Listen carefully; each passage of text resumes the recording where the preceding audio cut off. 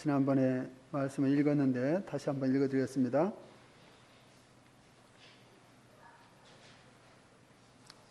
하늘에 큰 이적이 보이니 해를 옷 입은 한 여자가 있는데 그 발 아래에는 달이 있고 그 머리에는 12별의 관을 썼더라. 이 여자가 아이를 베어 해산하게 되매 아파서 애를 쓰며 부르짖더라. 하늘에 또 다른 이적이 보이니 보라, 한 큰 붉은 용이 있어 머리가 7이요 뿔이 10이라. 그 여러 머리에 7 왕관이 있는데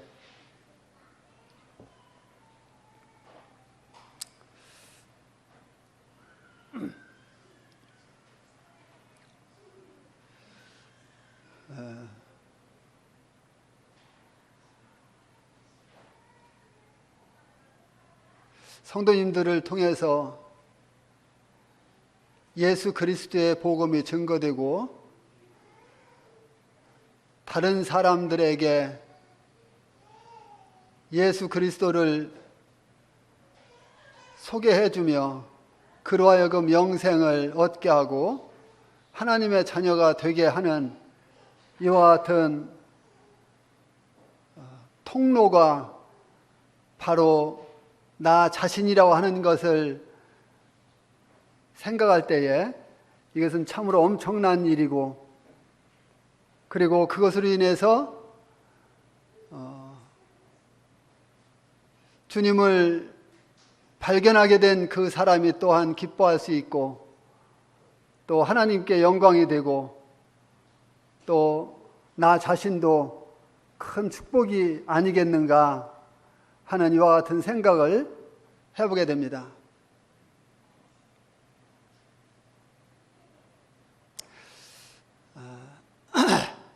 예수 그리스도가 이 땅에 오실 때에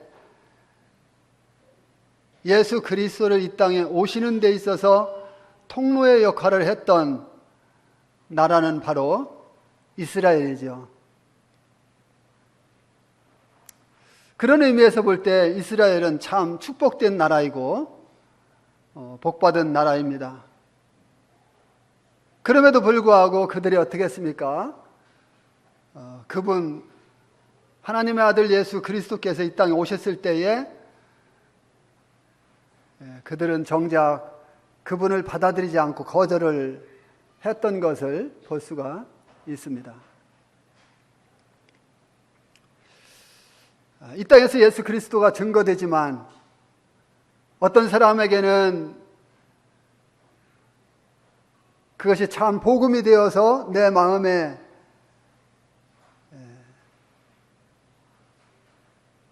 뿌리를 내리고 또 성장해서 열매를 맺는 데까지 나아가지만 어떤 사람에게는 그와 반대로 그 복음을 받아들이지 않을 뿐만 아니라 그 복음을 배척하고 또 핍박하고 원수와 같이 대하는 이와 같은 부류들이 있다고 하는 것을 생각해 볼 때에 참 안타까움이 있고, 그와 같은 사람들이 이제 불언간 이 은혜 시대가 마감되고 성경에서 말씀하고 있는 7년이라고 하는 대환란이 접어들게 되면 그 환란 속으로 들어갈 수밖에 없고, 거기에서 겪을 그 모든 고난과 고통, 그리고 궁극적으로 그들은 지옥에 갈 수밖에 없다고 하는 이와 같은 일들을 생각할 때에 참 안타까움을 금할 길이 없는 것을 보게 됩니다. 여기 요한계시록 12장 1절로 3절 말씀을 읽어드렸습니다. 지난번에 이 말씀을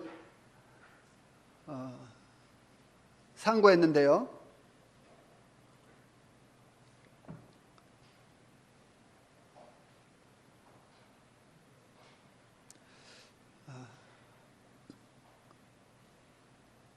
조금 더 지난번에 상고한 말씀을 다시 한번 생각하면서 말씀드리기를 원합니다. 여기 해를 입은 이 여자는 하나님께서 세상의 주권자로 그 아들 예수 그리스도를 보내실 통로가 될 아주 특별한 축복받은 이 이스라엘이라고 하는 것입니다.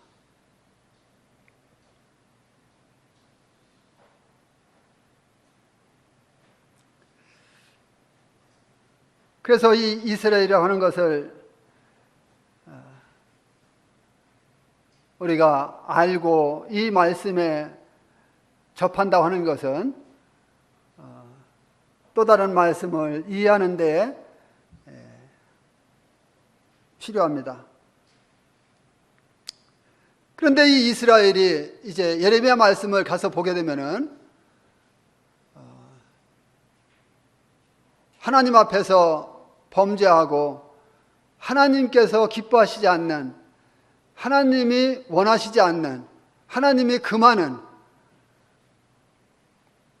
하나님께서 그렇게도 싫어하시는 죄악을 범하고, 하나님께서 우상 숭배하지 말라고 하면은 우상 숭배 안 하면 되는데 왜 하지 말라는 건 더 잘하는지 모르겠어요. 오늘날 우리들은 어때요?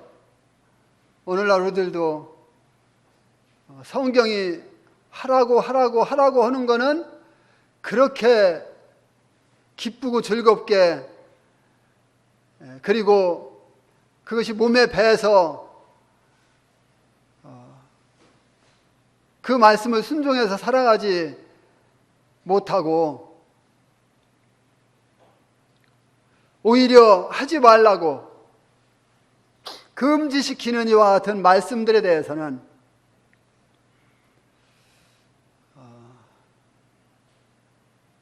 나도 모르게, 또 의도적으로는 아니겠지만 그렇게 잘하는 이와 같은 모습들을 발견하게 됩니다. 그래서 이제 하나님께서 금지하고 있는 이와 같은 죄를 범함으로 인해서 하나님께로부터 책망을 받게 되고 버림을 받게 되는 창기와 같은 이와 같은 표현으로 하나님께서 말씀해 주시고 있는 것을 볼 수가 있습니다. 그러나 이제 여기 본문에서 나타난 이 상징에서는 강조점이 이스라엘에 대한 상태에 있지 않고 신분에 있다고 하는 것입니다. 이스라엘은 하나님께서 분명하게 뜻을 두고 계신 이와 같은 나라입니다. 하나님의 뜻이 이스라엘을 통해서 분명하게 이루어질 것이고 또 그 뜻을 가지고 계신데 하나님께서는 분명하게 그 뜻을 이스라엘을 통해서 이루어 나가시는 이와 같은 모습을 보게 되는 것입니다. 그것이 무엇입니까? 이스라엘은 하나님의 아들 예수 그리스도, 그분께서 인간이 되시는 통로가 되는 민족으로서 바로 하나님의 거룩한 목적을 성취시키는 이와 같은 일을 하게 되는 것입니다.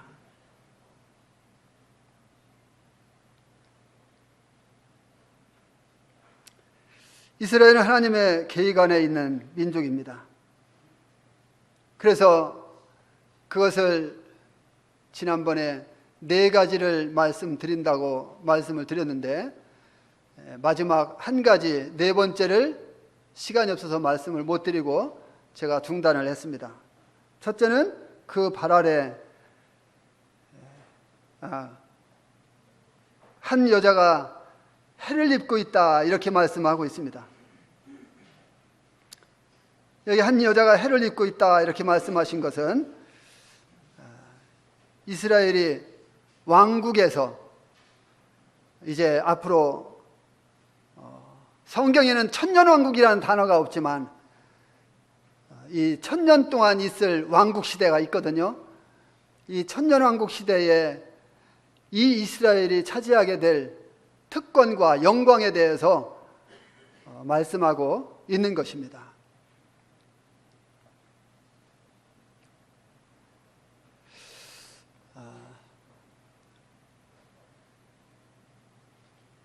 혹시 천주교 나갔던 사람 있습니까?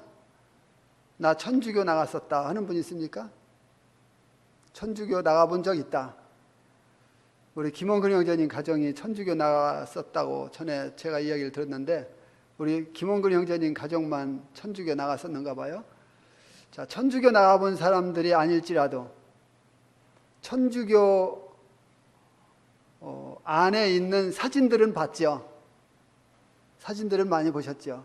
그런데 그 사진들 중에 마리아 형상을 보셨죠? 마리아 형상을 보셨을 것입니다.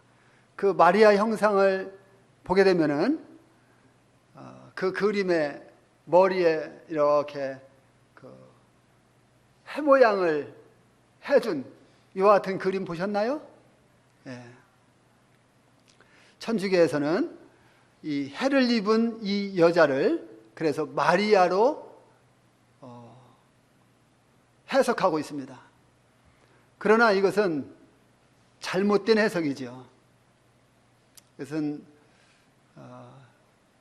성경 문맥을 쭉 살펴보게 되면은 잘못됐다고 하는 것을 너무나 쉽게 알 수 있는데 그렇게 해석해서 바로 해를 입은 이 여자가 마리아다 이렇게 이야기를 합니다. 그러나 그것은 잘못된 것입니다. 여기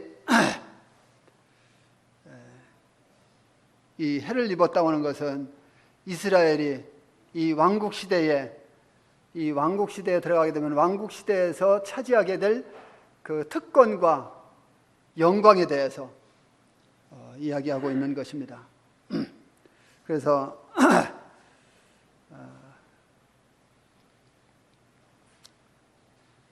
이스라엘이 이제 그때의 최고의 영광의 위치에서 있을 이와 같은 모습에 대해서 이야기해 주고 있는 것입니다. 두 번째로 그 발 아래에는 달이 있다 이렇게 말씀하고 있습니다.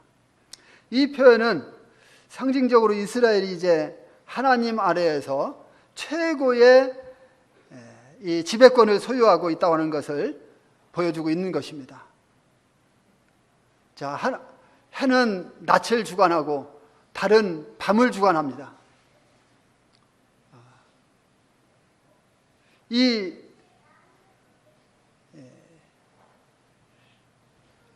해와 달이 낮과 밤을 주관한다고 하는 것을 생각하면서 이 둘은 하나님께서 이제 이스라엘에게 준 이 최고의 영광을 묘사해 주고 있는 것입니다.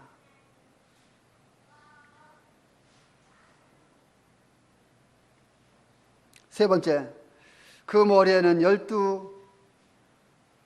12별의 관을 썼다고 말씀하고 있습니다.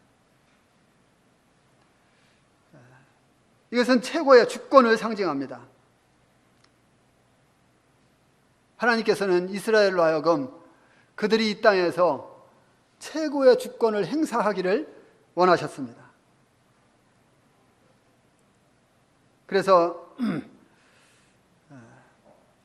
12별은 이스라엘의 12지파를 이야기해 주고 있죠.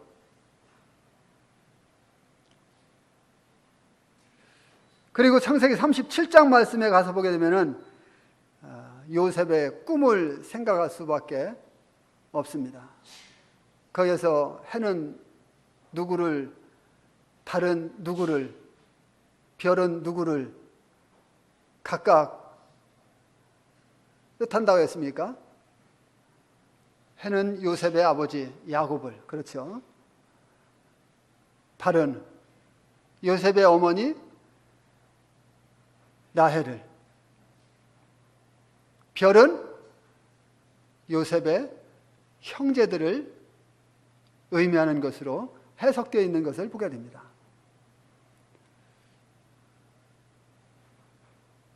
그래서 이 세 번째 말씀까지를 지난번에 말씀을 드렸습니다.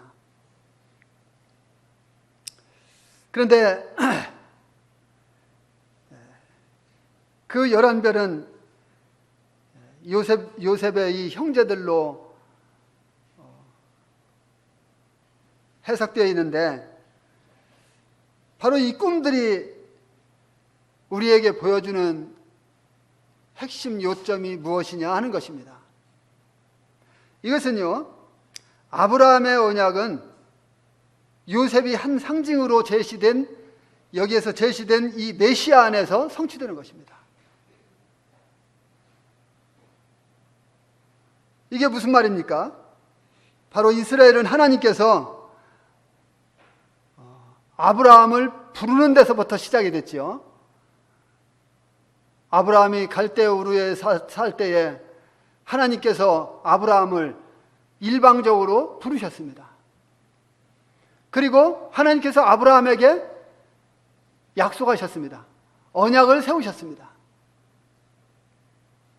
하나님께서 아브라함에게 세우신 이 언약은 하나님께서 일방적으로 세우셨기 때문에 하나님 편에서 또 이루셔야만 됩니다.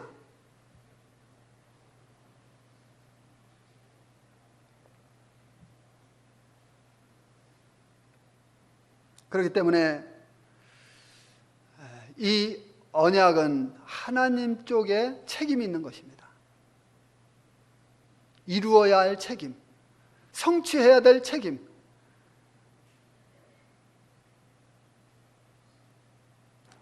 아브라함에게 주신 약속의 핵심은 바로 자녀에 있는 것이죠. 하나님께서 아브라함에게, 100세 된 아브라함에게 자녀를 약속하셨죠. 물론 그것도 약속이지만 그보다 더 나아가서 이 약속의 자녀 이삭과 그의 자손으로부터 나실 메시아에 이르기까지 약속의 빛은 계속해서 이어지는 것입니다.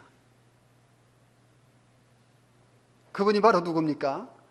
메시아에게 이르기까지 그 빛은 끊어지지 않고, 그 빛은 사라지지 않고 계속해서 이어져야만 되는 것입니다. 왜 그렇습니까? 그것은 하나님께서 아브라함에게 일방적으로 약속하셨기 때문에 그것을 이루어야만 하는 것입니다. 그럼 네 번째를 보겠습니다. 이제 이 여자가 아이를 배웠습니다. 이 여자는 해산이라고 하는 위기의 순간에 처해 있습니다. 자, 해산하고 이제 잉태가 되기 가까워지면 어떻습니까? 산고를 겪게 되죠. 고통을 겪게 됩니다.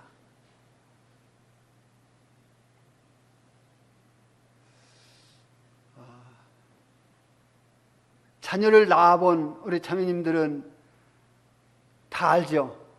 그 해산의 고통이 어떤 것인지. 정말 더 이상 자녀를 낳고 싶지 아니한 이와 같은 고통. 그런데 어떻습니까? 자녀를 낳으면 그 고통을 잊어버리기 때문에, 자녀 낳은 기쁨 때문에 잊는다고 했어요. 자, 여기 이제 해산할 때가 가까우자 심한 산고를 겪게 됩니다. 이러한 상징의 배경에는 바로 창세기 3장 말씀을 우리가 생각하지 아니할 수가 없습니다.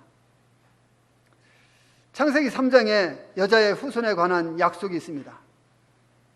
그래서 모든 여자들은 이제 출산의 고통이 따르지만, 그러나 모든 시대의 소망은 그러한 고통을 통해서 오실 메시아에게로 초점이 맞춰지게 되는 것입니다. 창세기 3장에 여자에게 해산의 고통이 시작되어서 그 후 모든 여자들에게 고통이 따라왔지만, 그러나 진정한 그 고통의 초점은 바로 메시아라고 하는 것입니다.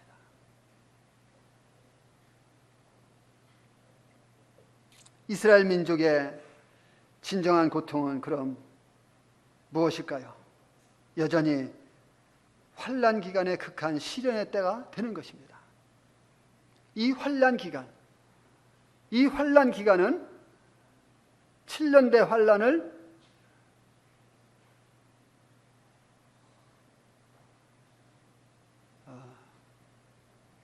야곱의 환난의 때다.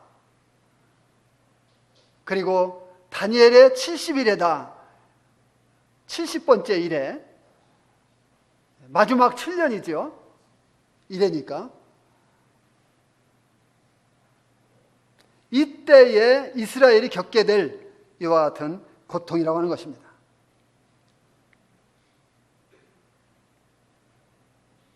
마태복음 24장을 보게 되면 주님은 대환란의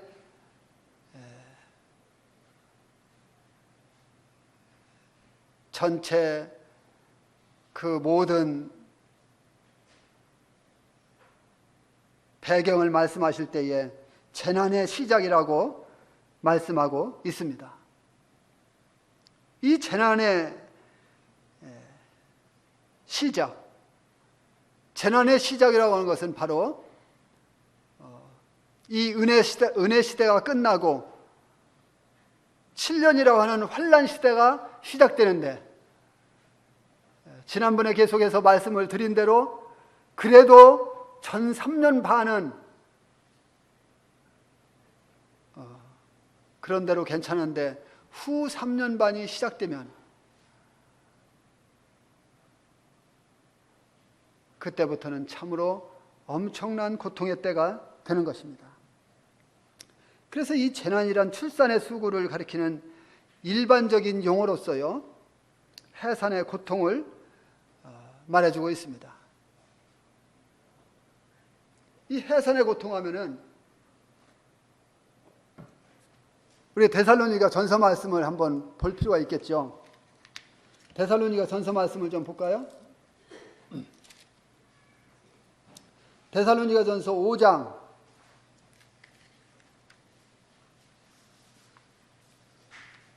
3절 말씀 보시겠습니다.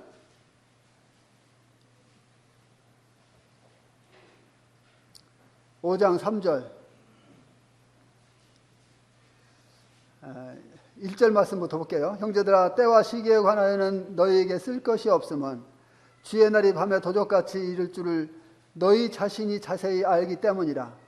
그들이 평안하다 안전하다 할 그때에, 어떤 때예요?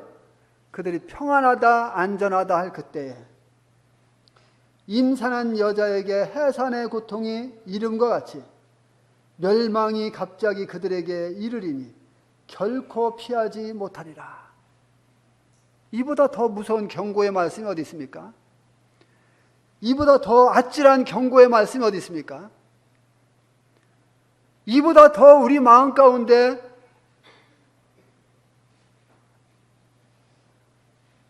깊이 안전하게 자리 잡게 하고 이 말씀을 늘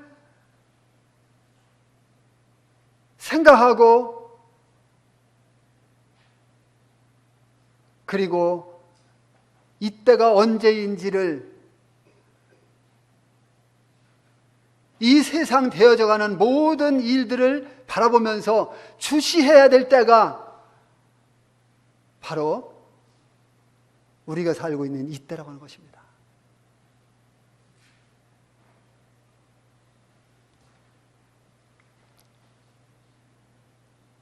사도 바울은 이제 예수 그리스도의 십자가의 보혈을 통해서 구속된, 거듭난 성도들, 그 성도들이 모인 교회, 이 하나님의 몸된 교회가 이제 이 땅에서 들림받고, 그래서 이 땅에는 하나님의 교회가 없는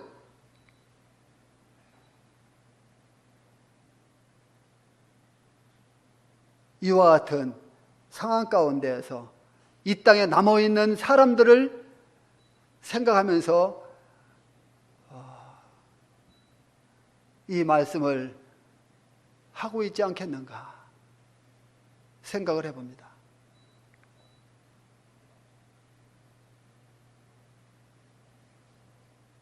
여기 뭐라 했습니까? 평안하다, 안전하다 외치는 때, 평안하다, 안전하다 외치는 때, 그때가 언제일까요? 우리나라는 북한과 핵이라고 하는 이 무시무시한 전쟁 무기를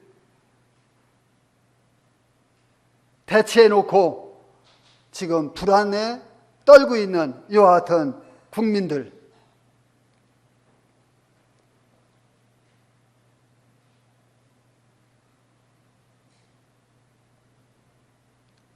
그럼에도 불구하고 들려오는 소리는 이제 기쁨의 소리라고 하는 것이겠죠? 핵동결이다. 핵동결이 정말 기쁨의 소식일까요?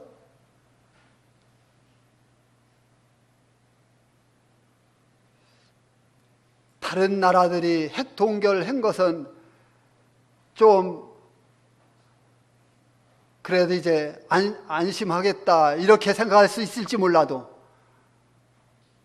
제가 생각할 때 북한은 그렇지 않습니다. 북한이 핵동결을 했다고 해서 안심할 수 있을까요? 쟤네들은요, 언제 거짓말을 하고 언제 그것을 무시하고 빵 쏠지 몰라요.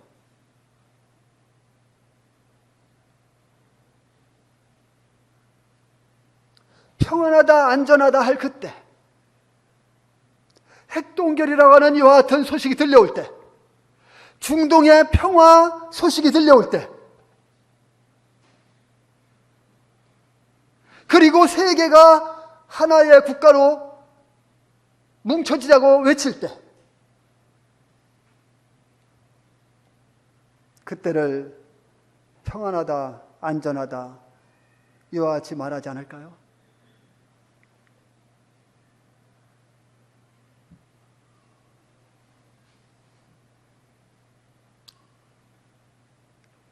여러 평화운동들이 전 세계적으로 퍼져 울리겠지만, 그러나 여전히 이 해산의 고통을 당하듯이 바로 갑작스럽고 고통스러운 상황이 분명히 찾아온다고 하는 것입니다. 그것을 누가 피하겠습니까?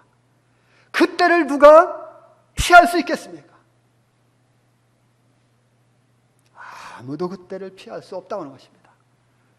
감당할 수 없다고 하는 것입니다. 고스란히 겪어야 되는 것입니다.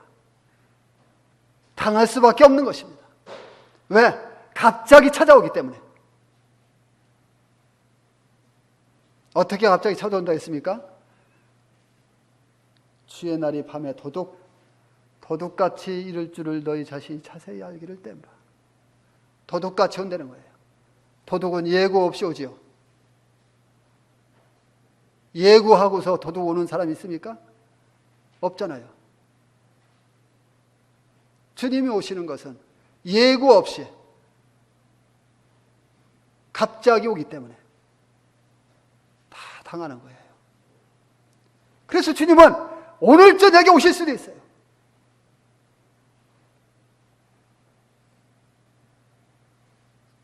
오늘 저녁에 오실 수도 있다고 하니까 이스라엘의 제3성전도 아직 시작도 안 했는데 이렇게 생각하시는 분들이 있을지 몰라요. 세계 정세 돌아가는 거 보니까 아직 멀었어. 이렇게 생각하시는 분들이 있을지 몰라요. 그러나 그것은 잘못된 생각입니다. 그것은 우리의 생각이고 나의 생각입니다. 주님은 오늘 저녁에 오실 수 있어요. 여러 가지 다양한 이와 같은 일들에 대해서 주님 말씀해 주셨지만 이제 하나님의 계획이 완성되는 그때 이방인들 중에서, 아니 이 은혜 시대의 끝에 그 어떤 마지막 한 사람이 구원받는 그날이 언제인지 누가 알겠습니까? 그 사람이 우리 가족 중에 있을지 누가 알겠습니까?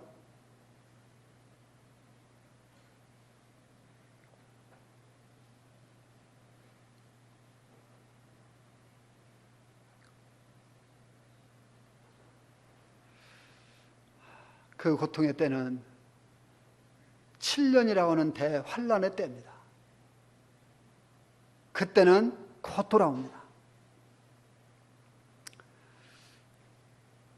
그것은 한순간의 경고도 없이, 그리고 아무 조짐도 없이 순간적으로 순식간에 호련히 찾아오는 때입니다. 그때를 누가 피할 수 있겠습니다? 아무도 피할 수 없다고 하는 것입니다. 그때가 오기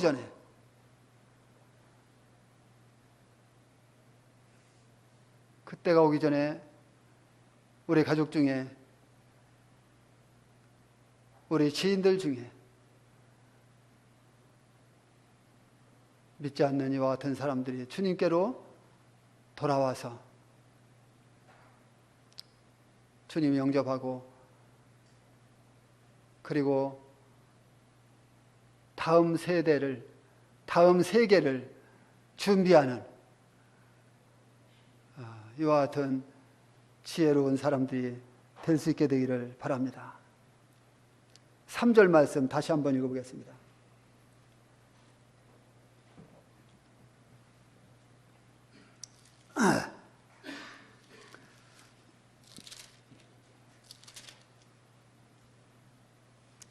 하늘에 또 다른 이적이 보이니 보라, 한 큰 붉은 용이 있어 머리가 7이요 뿔이 10이라.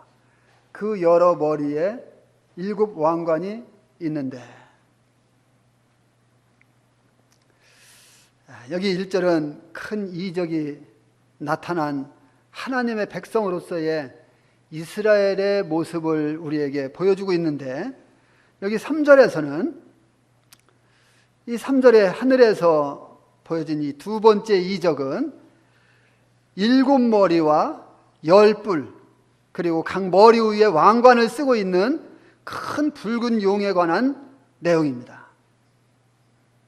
이 용은 하나님의 대적으로 나타나는 사단의 모습을 보여주고 있는 것입니다. 8절로 9절 말씀에서는 옛뱀, 곧 마귀라고도 하고 사단이라고도 하며 이렇게 해석되어 있습니다. 구약 성경에서는 하나님을 대적하는 사단을 무엇이라고 불렀습니까? 구약 성경에서는 날랜 뱀 리워야단, 날랜 뱀 리워야단이라고 불렀습니다. 우리 이사야서 말씀을 한번 볼까요? 이사야서 27장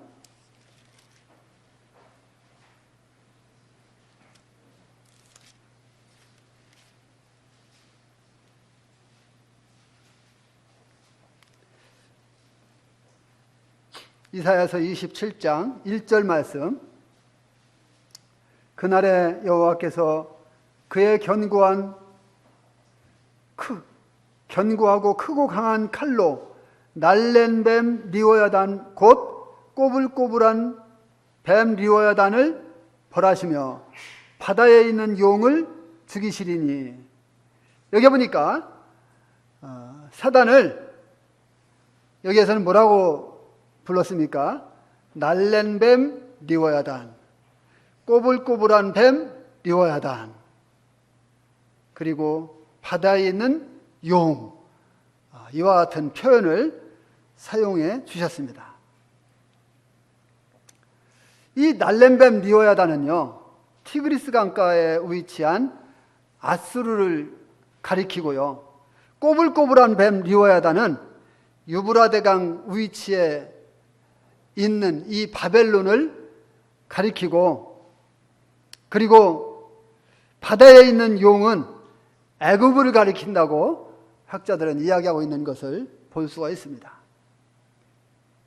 그러나 여기에 중요한 것이 무엇입니까? 하나님의 원수들이 철저하게, 여기 하나님이 크고 강한 칼로 멸하시겠다, 멸망당하는 것입니다.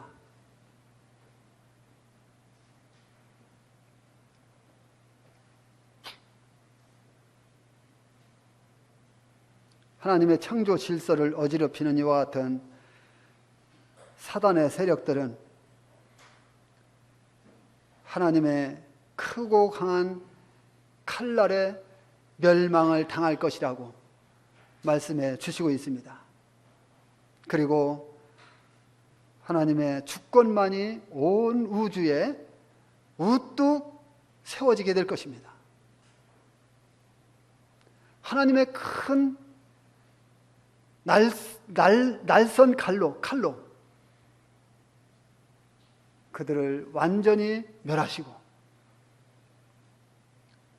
우리 하나님의 주권만이 이제 온 세상에 세워지는 그날이 온다고 하는 것입니다.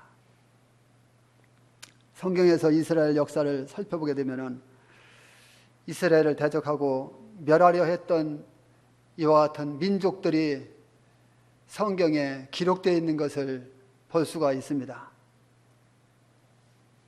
사단은 그런 이 악한 목적들을 이루기 위해서 여러 민족들과 왕들을 앞잡이로 사용했던 것을 볼 수가 있는데요. 그 민족들은 바로 6개의 나라를 생각해 볼 수가 있습니다. 그것은 애굽과 아수르, 바벨론, 메데 바사, 그리고 헬라와 로마, 이와 같은 나라들이죠. 이와 같은 나라들과 왕들은 이스라엘을 멸절시키려 했던 나라들입니다. 바로 사단의 앞잡이로, 사단의 조종을 받았던 이와 같은 나라들입니다.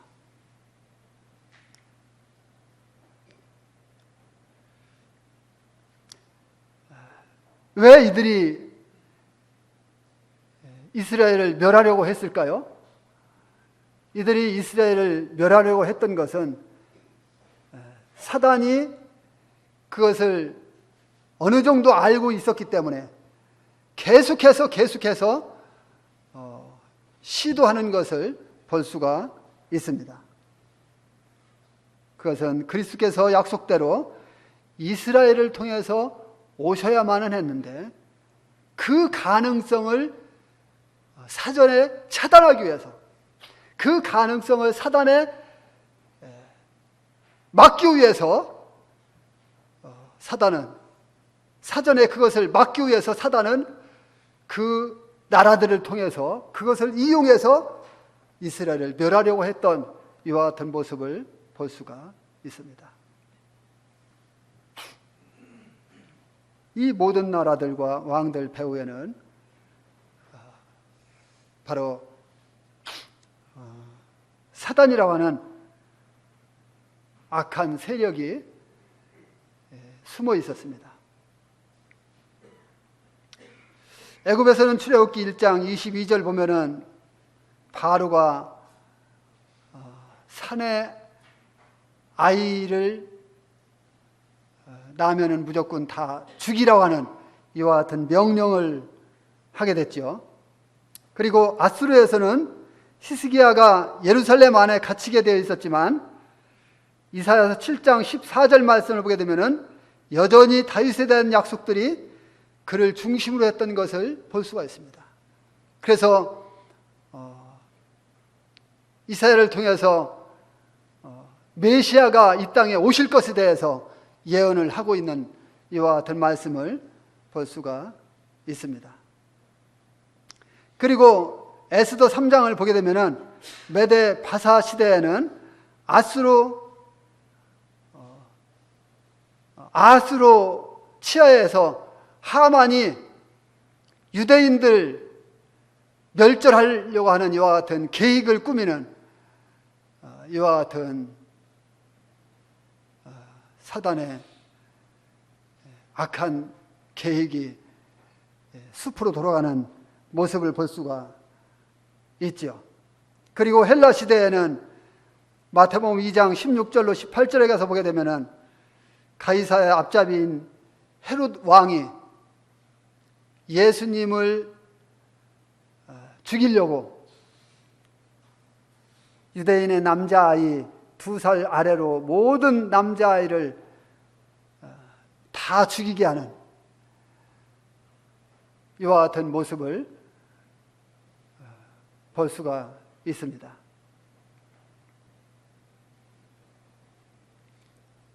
그리고 가이사의 충신이었던 이 빌라도는 어떻습니까?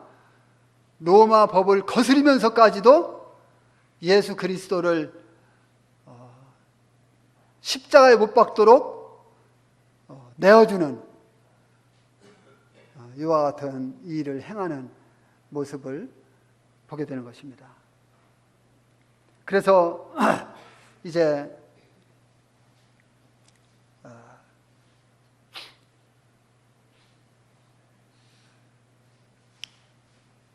우리 주님께서 십자가에 달리셨을 때에 사단은 어떻게 했습니까? 자신이 승리했다고 기뻐했습니다. 그러나 우리 주님은 죽은 자 가운데서 부활하셨고 그리고 승천하셔서 하나님 보좌 우편에 앉아 계시며 지금은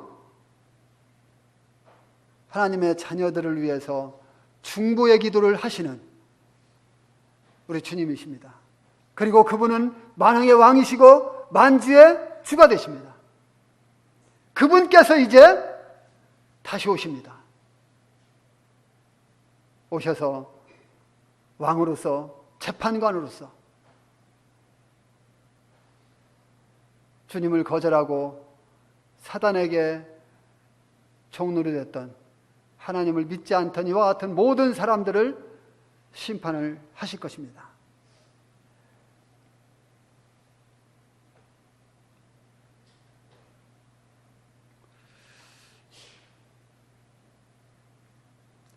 이제 사도 요한이 말한 일곱째 제국과 그 왕은 아직 나타나지 않았습니다. 계시록 17장 18절 10절 말씀 가서 보게 되면은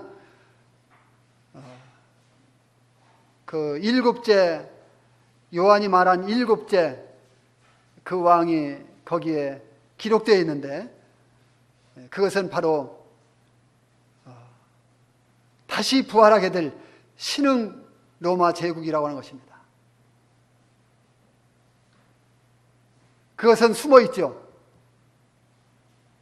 그것은 사단이 때가 되면 또 이용할 것입니다.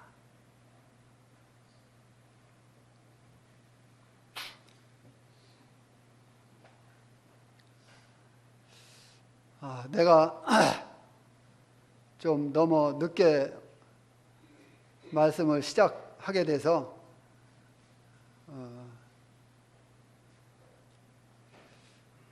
여기서 중단하고 배고프시죠? 5분 지났습니다.